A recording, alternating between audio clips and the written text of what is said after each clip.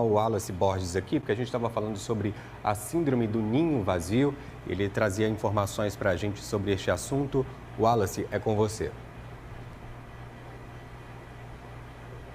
Ei, Pablo, vamos continuar nossa conversa aqui com a Marilda, psicóloga, sobre a síndrome do ninho vazio. Marilda, continua explicando para a gente, então, quais são os principais sinais aí que os pais podem observar que eles estão passando por esse processo aí dessa síndrome.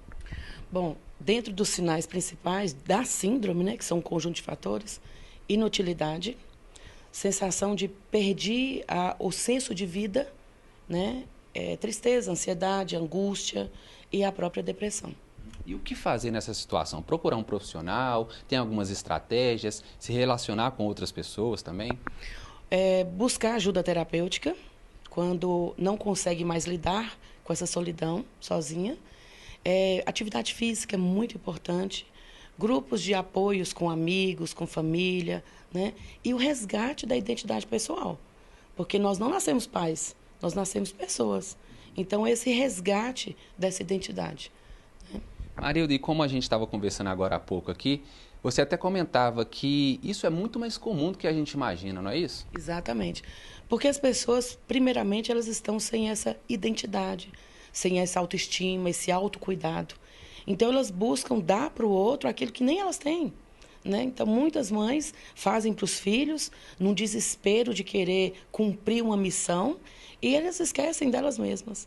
Esse é o perigo, sabe, Wallace? Porque quando os filhos se vão, elas perdem quem são elas. Porque antes elas só faziam. E agora? Faziam para os outros. E agora? Tem que resgatar esse autocuidado.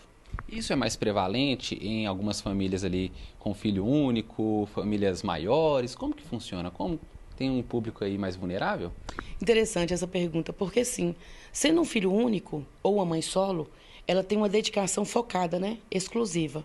Então, muitos filhos, a mãe já vai preparando, né? Um vai saindo, e o caçula dá mais trabalho para algumas.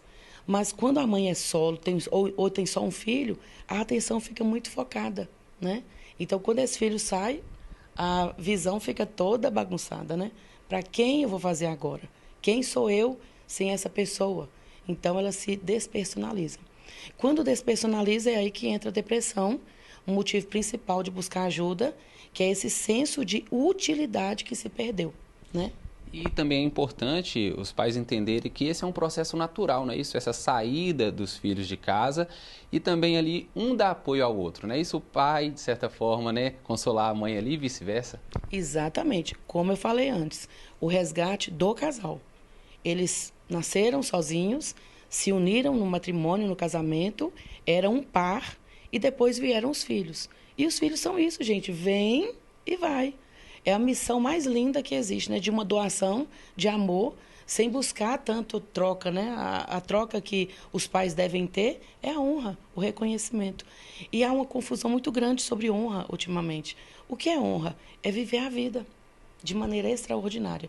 Os pais que querem ser honrados devem liberar esses filhos para viver a melhor vida. Marilda, agora fala pra gente também qual que é o papel dos filhos nessa situação. É o filho ali dar atenção, de certa forma ligar sempre pro pai, pra mãe, né? Ter esse cuidado também.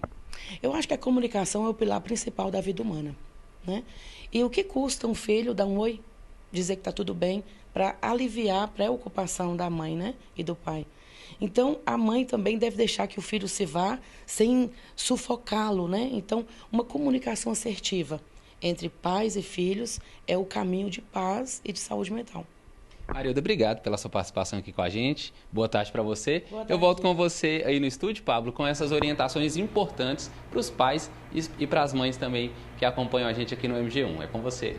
De fato, muito importantes. Muito obrigado a vocês pelas informações aqui no nosso MG1.